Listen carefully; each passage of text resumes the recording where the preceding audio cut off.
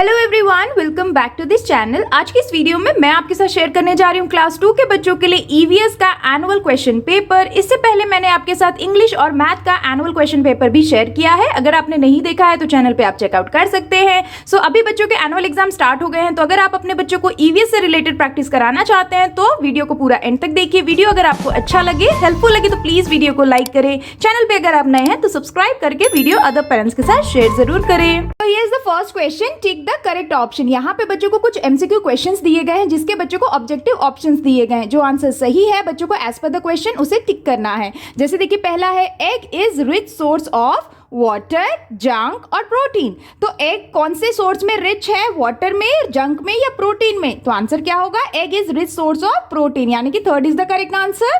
Same way next है boat race is special feature of Pongal, Onam और बिहू। तो बोट रेस जो है ना वो स्पेशल फीचर ऑफ कौन से फेस्टिवल का कहलाता है? ओनम का। ओनम के फेस्टिवल में हम बोट रेस देख सकते हैं। So second is the correct answer.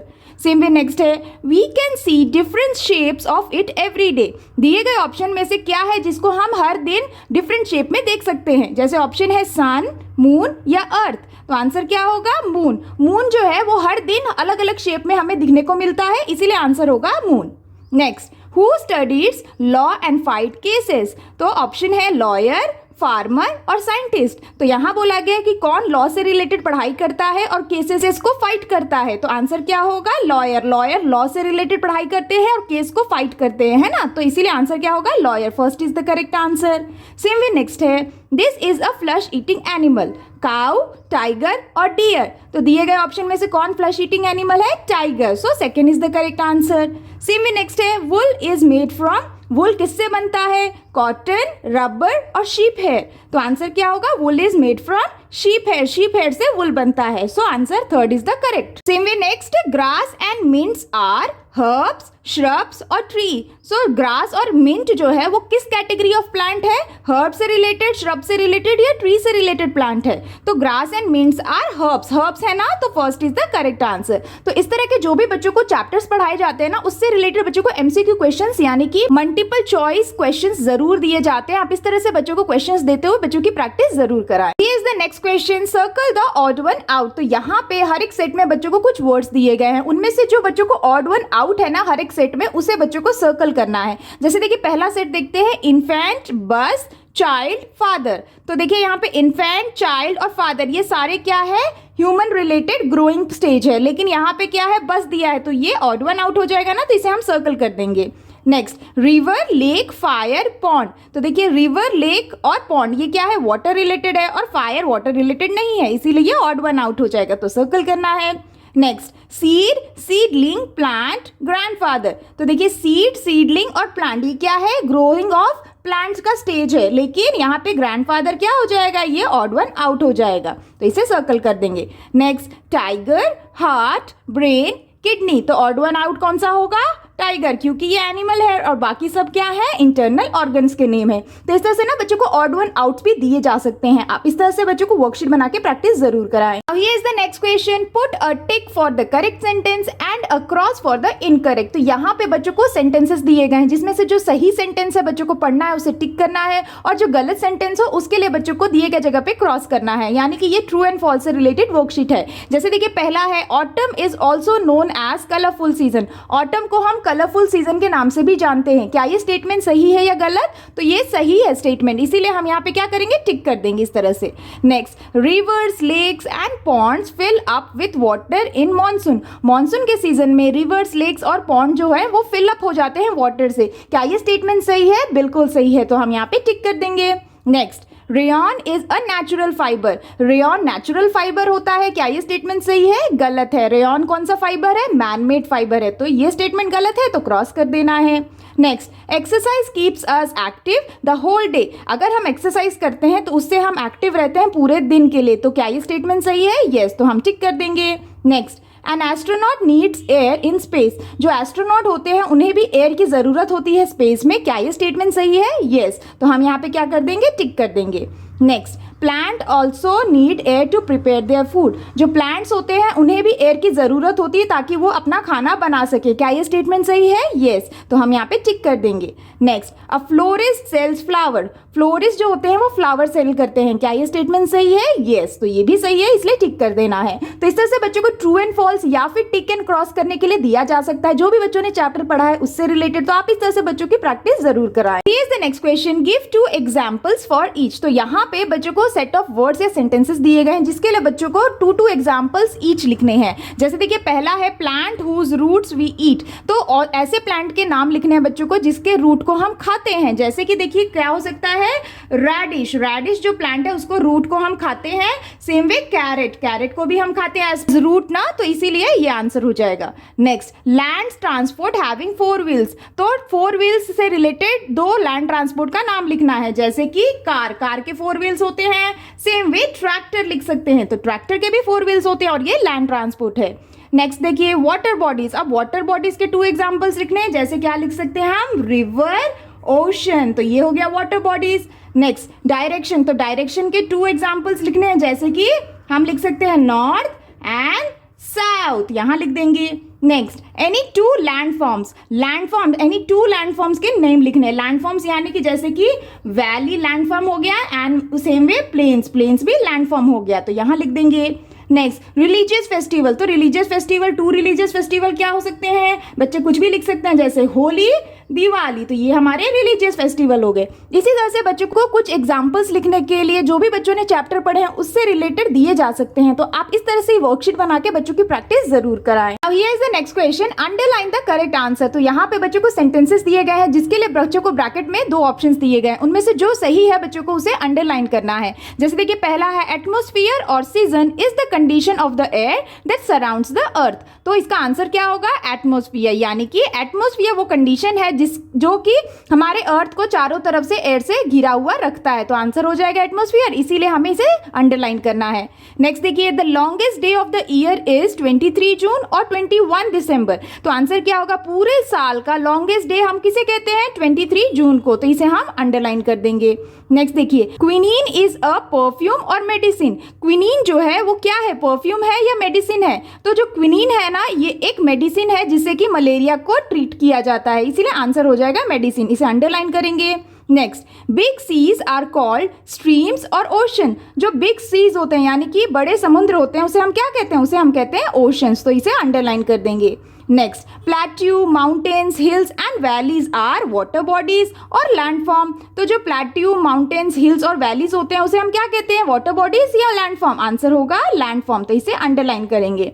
Next, bees और silkworm collects nectar from flower. तो कौन फ्लावर से नेक्टर को कलेक्ट करता है? आंसर क्या होगा? बीज, तो इसे हम अंडरलाइन कर देंगे। तो इस तरह के बच्चों को जो भी चैप्टर्स पढ़ाए जाते हैं ना, इस तरह के क्वेश्चंस भी बच्चों को दिए जा सकते हैं। तो आप इस तरह की वर्कशीट से बच्चों की प्रैक्टिस जरूर कराएं। Now here is the next question, right what this symbol stands for. तो यहाँ पे ना बच्चों को रोड सिंबल्स ड्रॉ करके दिए गए जिसे हम रोड सेफ्टी सिंबल्स कहते हैं। तो यहाँ पे जो भी रोड सेफ्टी सिंबल्स है ना, वो किसके लिए स्टैंड करते हैं, उनका क्या मतलब होता है ना, उसे बच्चों को दिए गए जगह पे लिखना है। जैसे देखिए, यहाँ पे जो ये रोड सेफ्टी सिंबल है इसका मतलब क्या होता है? This means no parking. इस वाले सिंबल का मतलब होता है नो पार्किंग, तो हम यहां लिख देंगे इस तरह से। नेक्स्ट देखिए, यहां पे जो सिंबल है इसका मतलब क्या होता है? This means that there is a dash ahead, यानी कि this means, this symbol means there is a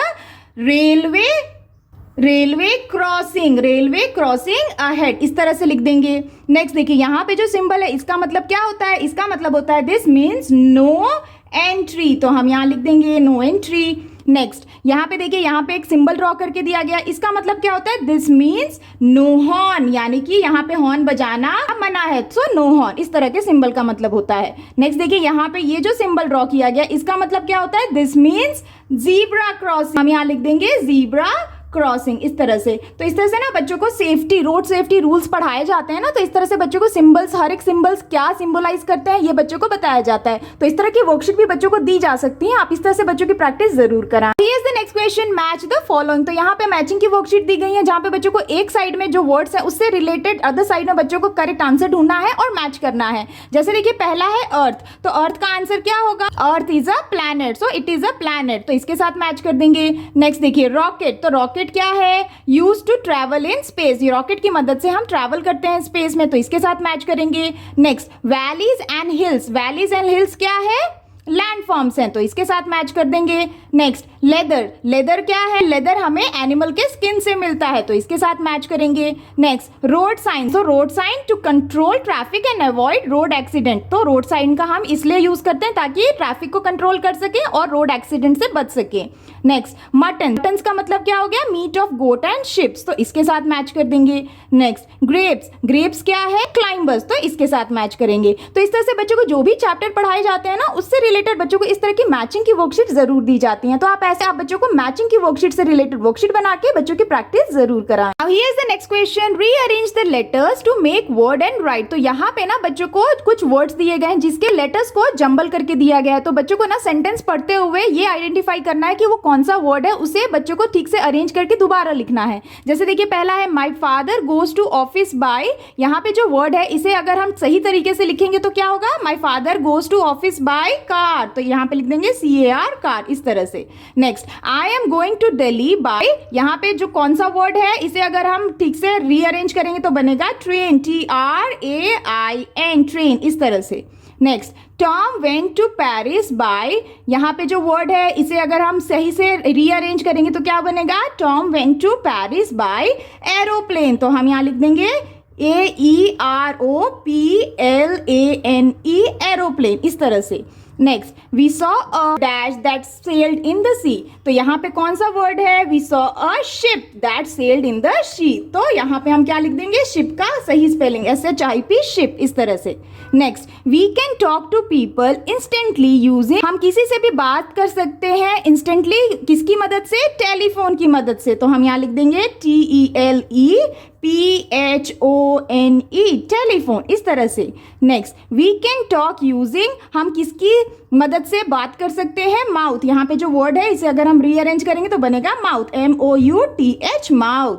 next moving air is called as a, moving air को हम क्या कहते हैं, ब्रीज, तो यहाँ पे ब्रीज को सही तरीके से लिखेंगे BREZEE ब्रीज, इस तरह से। तो इस तरह से ना बच्चों को कुछ वर्ड्स को जंबल करके उन्हें सही तरीके से लिखने के लिए इस तरह से सेंटेंस को हिंट बना के दिया जा सकता है और फिर लिखने के लिए कहा जा सकता है, तो आप इस तरह की वर्कशीट से भी बच्चों की प्रैक्टिस जरूर कराएं। Here is the next question, mark the direction according to the picture, यहाँ पे बच्चों को डायरेक्शन को मार्क करना है, तो बच्चों को ना डायरेक्शन एंड टाइम के चैप्टर में इस तरह से पढ़ाया जाता है, तो यहाँ पे बच्चों को क्या करना है, डायरेक्शन कैसे मार्क करेंगे, सबसे पहले जो टॉप वाला होता है ना वो कौन सा डायरेक्शन शो करता है, वो शो करता है नॉर्थ, तो हम यहाँ लिख देंगे नॉर्थ, और उसके जस्ट नीचे यानी कि ऊपर नॉर्थ शो करता है तो नीचे क्या शो करेगा, साउथ, तो यहाँ लिख देंगे। नेक्स्ट हमें ईस्ट और वेस्ट मार्क करना है, तो इसके लिए क्या समझाना है बच्चों को, जो हमारा ये जो राइट साइड होता है ना ये हमारा ईस्ट डायरेक्शन होता है और जो हमारा लेफ्ट साइड होता है वो हमारा वेस्ट डायरेक्शन शो करता है, तो इस तरह से ना बच्चों को आप बहुत ही आसानी से डायरेक्शन को मार्क करना इस तरह से डायग्राम देते हुए बच्चों को समझा सकते हैं और प्रैक्टिस करा सकते हैं। Now here is the next question, who am I, तो यहाँ पे बच्चों को एक रिडल फॉर्म में क्वेश्चंस दिए गए जिससे बच्चों को आइडेंटिफाई करना है कि वो किसके बारे में बात की जा रही है।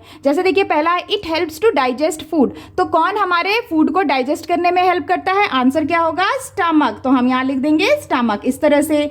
नेक्स्ट आई टेक सिक और injured people to the hospital, तो कौन सिक और इंजर्ड पीपल को लेके जाता है हॉस्पिटल, आंसर क्या होगा, एम्बुलेंस, तो हम यहाँ लिख देंगे एम्बुलेंस, इस तरह से। Next I give light and heat to the earth, तो अर्थ को हीट और लाइट कौन देता है, आंसर हो जाएगा सन, तो यहाँ लिख देंगे।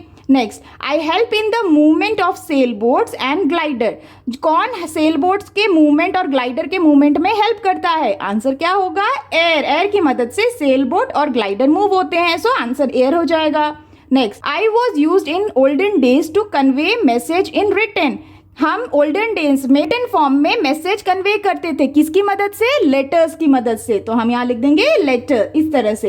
तो इस तरह से ना बच्चों को रिडल फॉर्म में जो भी चैप्टर पढ़ाए जाते हैं ना उससे रिलेटेड इस तरह से हु एम आई से रिलेटेड क्वेश्चंस दिए जाते हैं, तो आप इस तरह से वर्कशीट के थ्रू बच्चों की प्रैक्टिस जरूर कराएं। Here is the next question, complete the words. तो यहाँ पे बच्चों को वर्ड्स को कंप्लीट करना है, फिलिंग द ब्लैंक्स वे में दिया गया है। तो बच्चों को जो भी हार्ड वर्ड्स होते हैं ना उन्हें पढ़ाया जाता है, जिसकी प्रैक्टिस के लिए आप बच्चों को कुछ इस तरह की वर्कशीट जरूर दें। जैसे देखिए यहाँ पे जो वर्ड है ये अगर हम कंप्लीट करेंगे तो कौन सा वर्ड बनेगा, ये बनेगा प्लेन्स, PLAINS प्लेन्स, इस तरह से। नेक्स्ट यहाँ पे कौन सा वर्ड बन सकता है, SUTH हो जाएगा साउथ, SOUTH साउथ।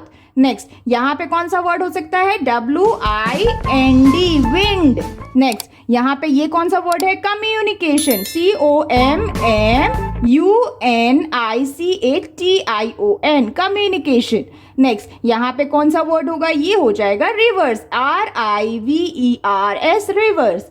नेक्स्ट ये कौन सा वर्ड है, ये बनेगा LEAVES लीव्स। तो इस तरह से ना बच्चों को जो भी चैप्टर पढ़ाए जाए उसके जो भी हार्ड वर्ड्स होते हैं ना वो बच्चों की प्रैक्टिस आप इस तरह से वर्कशीट बना के जरूर कराएं, क्योंकि इस तरह के क्वेश्चन बच्चों को जरूर दिए जाते हैं। That's all for today's videos friends. I hope कि आपके बच्चों के लिए ये EVS का एनुअल क्वेश्चन पेपर काफी हेल्पफुल रहा होगा। आप इस तरह के क्वेश्चंस के बेसिस पे बच्चों को आने वाले EVS के एग्जाम्स के लिए प्रैक्टिस करा सकते हैं। अगर आपको वीडियो अच्छा लगा हो, हेल्पफुल लगा हो तो प्लीज वीडियो को लाइक करें, और अगर आप चैनल पे नए हैं तो सब्सक्राइब करना ना भूलें। मिलती हूँ आपसे नेक्स्ट वीडियो या वर्कशीट के साथ, तब तक के लिए take care and bye bye.